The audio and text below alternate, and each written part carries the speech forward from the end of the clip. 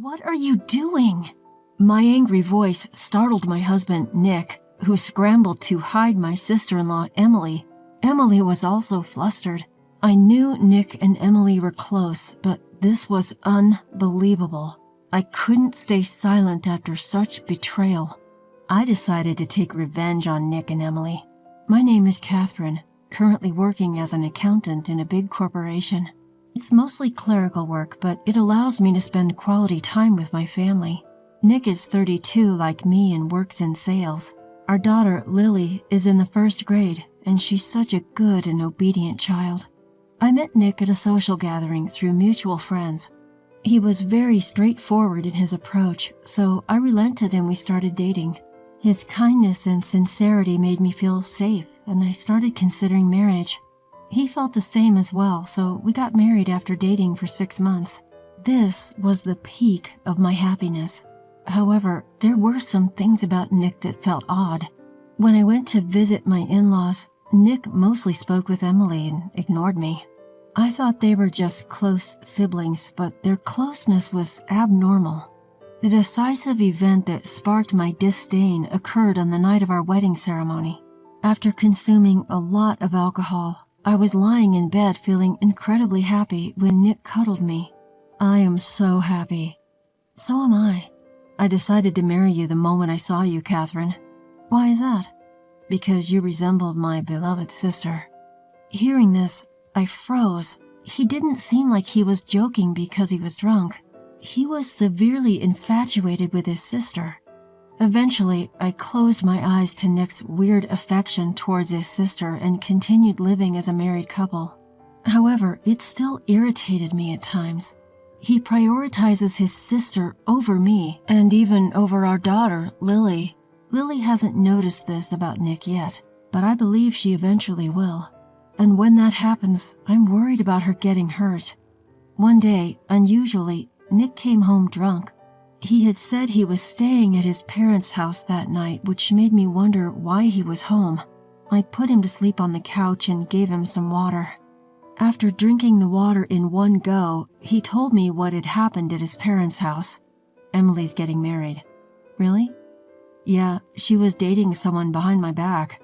Saying this, he lay back down on the sofa like he was defeated. This was good news for me. Now he would focus on our family. I threw a fist pump without him noticing. Emily is 2 years older than me. It wasn't surprising that she would get married, and now she was finally going to. But it seemed Nick was more shocked by the fact that Emily kept it a secret. Even when we had a dinner with Emily and her fiancé, Nick was sulking the whole time and just ate his meal. He didn't even look at Emily. After that, he stopped visiting his parents' house. Thanks to this, he started spending time with me and Lily. Lily seemed genuinely happy to be able to play with Nick. I watched them with a sense of relief. Then the season turned to summer, and Lily had her first summer vacation. At dinner one night, Nick suddenly suggested going to his parents' house for Independence Day. Mom wants us to come home. What do you think? He used to take us home before he was even invited, but now he sounded reluctant. I could really tell that Nick had changed. Why not? Lily would love to see her grandparents. Well, they want us to stay for about 3 nights, but 1 night is enough, right? As long as you're okay with it, that's fine. So we decided to visit Nick's parents for just 1 day. Lily was very happy about this visit. Nick's parents live a bit far in a place rich in nature. Here, Lily can run around to her heart's content. Lily loves physical activities, so the countryside might suit her well. We packed our bags and headed for Nick's parents' house, which was about an hour and a half away. When Lily and I arrived at the house, Nick's parents greeted us. "Oh, thank you for coming today. You must be tired. I've prepared some tea. Please have some." As we headed into the living room, there was Emily. "Catherine, long time no see." "Long time no see, Emily." As I greeted her, Nick just sat down without saying a word to Emily. It seemed their relationship had really soured. I didn't plan to say anything about it. Then we all, including Lily, had some snacks and tea while chatting. As the conversation between grown-ups continued, Lily, perhaps bored, expressed her desire to play outside. When I was about to accompany her, Emily intervened. "Let me play with you, Lily." Lily nodded energetically and went outside with Emily. Then the pleasant mood changed abruptly. Nick's father started with a serious look. "Catherine, Nick is the eldest son of our family." I instantly understood what he was trying to say. After all, it's meaningless to have him married if we don't have a grandson. Nick's family valued and honored their old lineage and their family history. When New Year's comes around, a decent number of people gather to exchange New Year's greetings. Such old customs still remain. Perhaps that's why Nick's father's mindset is stuck in the 80s. I understand, but children are gifts from above. We can't choose whether they're boys or girls. If it seems unlikely, I think we should consider having Nick remarry. What is this, some old-fashioned mindset? Do I have to get divorced because I can't bear a son? I couldn't believe that Nick's father was suggesting such outrageous ideas with no hesitation. I looked at Nick. Nick, the one in question, was just playing with his phone as if he had nothing to do with the situation. "Hey, why don't you help me out of this situation?" I wanted to hurl such words at Nick, but running away from such troublesome matters was a usual thing for Nick to do. Holding back my anger at Nick, I answered Nick's father. "Is that what Nick said?" Nick's father looked at Nick, but there was no reaction. "I want you to consider that as an option." That sounds like a threat. "We asked you to stay for about 3 days today, but you decided to stay only 1 day. Do you dislike this house so much?" I looked at my husband again. It was Nick's idea to stay only 1 night. But there was no correction from Nick. "That's not true. We discussed this as a family. Do you think Nick is tired of you because of that?" When did Nick ever get tired of me? I wanted to ask, but I decided not to because it was troublesome. After the depressing discussion, I went to see Lily outside. Outside, Lily was happily playing with Emily. "You had a tough time, didn't you? Dad must have said a lot." "Yes, indeed he did." "I'm really sorry. He really is hard-headed with an old-fashioned mindset." "Yes, it seems like it." "Is Nick in his room?" Emily asked timidly. "He might be. I'm not sure. Are you two not getting along well right now? It's my fault for not telling him about my marriage. Why didn't you tell him?" Emily paused to think for a moment before quietly muttering, "Because it would make Nick sad." I found Emily's words hard to believe. I couldn't help but sense an unusual discomfort, different from just being close siblings. "I'm going to head back home now."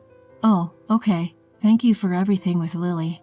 Emily said goodbye to Lily and disappeared into the house. I regained my composure and played with Lily. When Lily expressed her desire to go into the woods, I decided to take her.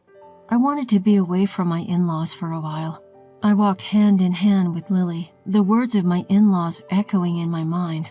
I wondered if I would have to deal with them in the future. My husband has always had a habit of avoiding trouble.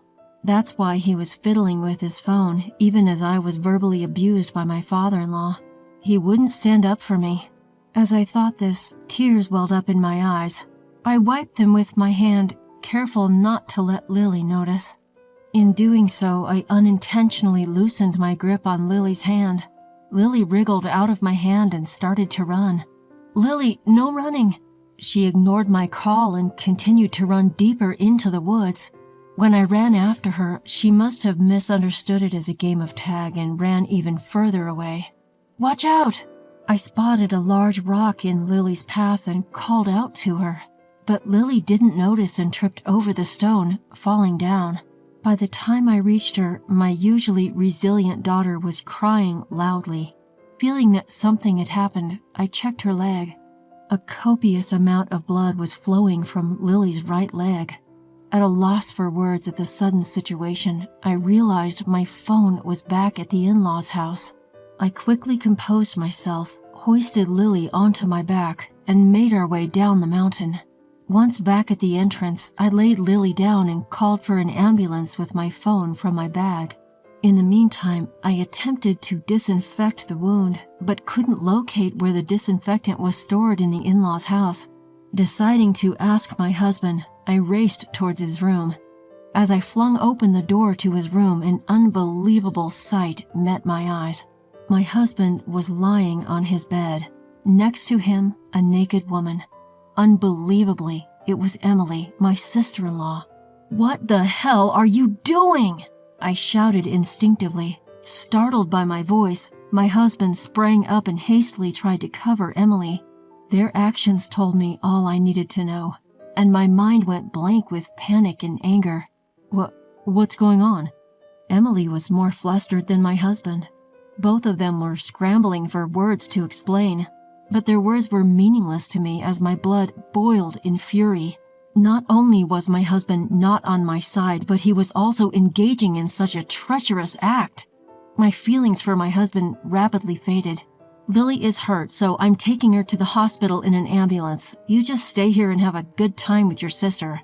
With that, I forcefully shut the door behind me. I carried my bags and got into the ambulance. My husband had cheated on me, and his partner was none other than Emily. I always felt that they were really close, but this? I began to slowly accept what I had witnessed. While processing all of this, I started to think of my next move. After reaching the hospital, Lily, who had seemingly cried herself out, was peacefully asleep. The doctor informed me that a few stitches would heal her wound quickly. There was no need for her to be hospitalized. I sighed with relief. I gently stroked the head of my sleeping Lily. For me, the only thing that mattered now was Lily. I wanted to do only what was best for Lily. For that, I had to sever ties with my in-laws, including my husband. On top of that, I wanted to get back at Emily. With Lily's foot bandaged, we headed home. I had no intention of ever returning to my in-laws' house. The events at their house were hellish. I filled out the divorce papers. I informed my parents about the situation and conveyed my intention to get a divorce. My parents supported my decision. With their support, I was now determined to proceed with my plan. The next early morning, my parents arrived at our home by an express train. I left Lily in their care and headed back to my in-laws' house. My in-laws greeted me with a look of annoyance. "All this trouble because you couldn't keep an eye on your own daughter. Our summer holiday is ruined because of you." I ignored their griping and headed towards the living room. My husband and Emily sat there, faces downcast. I placed the divorce papers on the table. "We're getting a divorce." The ones taken by surprise were my in-laws. Neither my husband nor Emily reacted. "Why are we hearing about the divorce from you? It's out of the blue." "It was us who said we'd divorce if you couldn't bear a son." "Please sign here and affix your seal." Fine. "Nick, just sign it already." However, my husband didn't budge. "Nick, what are you doing? From now on, we will involve lawyers and I'll be demanding alimony." "Why should you get alimony? You're the cause of the divorce." My mother-in-law's face turned red with anger. However, I calmly denied her accusation. "No, the reason for the divorce is my husband's infidelity." At this, my in-laws turned to look at my husband. He remained silent, neither denying nor confirming. That was the best evidence that what I was saying was true. Just a little cheating by a man? What kind of wife are you if you can't even be a bit forgiving? I think there's also a reason that he was led to cheat. Such absurd arguments were nothing more than a poor loser's excuse. I informed my in-laws about what I had witnessed. "My husband's mistress is your beloved daughter, Emily." Upon pointing at Emily, my in-laws froze. When I returned home yesterday, the two of them were sleeping naked in bed. Even the memory of it sent shivers down my spine. Neither Emily nor my husband said anything in response to my accusation. Even my usually boisterous in-laws wore somber expressions. "Is this true?" My father-in-law finally broke his silence. However, neither of them responded. "Answer me!" At my father-in-law's angry voice, my husband timidly responded, "It's true." His voice was barely audible. My mother-in-law clasped her head in disbelief. "All right then, we'll discuss the details of our alimony and others through our lawyers." I stood up. I didn't want to spend another second in this house. Wait a minute. My father-in-law stopped me with his voice. We would like to keep this matter private, please. I'm not planning to spread this around to everyone. I'd like you not to mention it to your lawyer either. That's impossible. We have to set visitation rights, child support, and alimony. Without involving lawyers, it will just lead to disputes. We'll comply with all your demands. We'll pay all the alimony and child support, so please don't further expose our family's shame. With that, my father-in-law prostrated himself. Beside him, my mother-in-law also bowed her head. I was amazed by my in-laws, who were trying so hard to save face. I understand. I'll only deal directly with my husband then. Is that all right? Yes. Thank you. I headed straight for the front door. As I was putting on my shoes at the door, Emily ran up to me. Now that you've secured a big payoff, you have no complaints, right? I had no idea what Emily was talking about. Nick used to complain about you to me, saying you were arrogant despite not earning much. He called you a parasite. Apparently, she couldn't stand being at the losing end and came to say a nasty thing or two. I decided to tell Emily the truth. Nick seems to really like you. What? He probably wants to look good in front of you, even if it means lying. Lies? What lies? At least most of our household expenses are covered by my earnings. My husband does work, but he's only a temporary worker. What do you mean? He got fired from his previous company, and now he's working as a temp. Well, he should be able to live on his own even if he divorced me.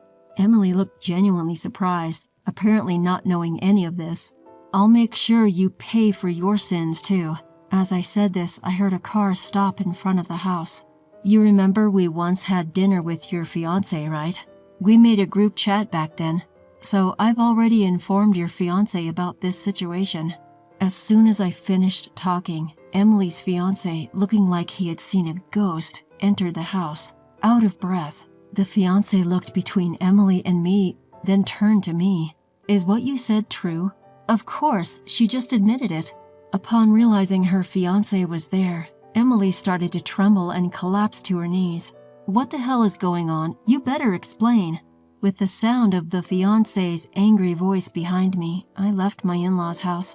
I knew I would never return there again. After that, my husband and I got divorced. The alimony and child support were all settled to my satisfaction. This means I won't have to worry about money for a while. I also made sure to inform my husband's temp agency about our divorce and the reasons for it. As expected, his contract was terminated, and now he seems to be working part-time while living in an apartment. Emily's engagement was called off, and now she's living at my in-laws' house. Initially, they planned to kick her out, but decided to keep her there to ensure she and my husband never meet again. Thanks to my husband's leave, I was able to get rid of his bad debt and am now able to enjoy a relaxed and peaceful life with Lily in our apartment as before.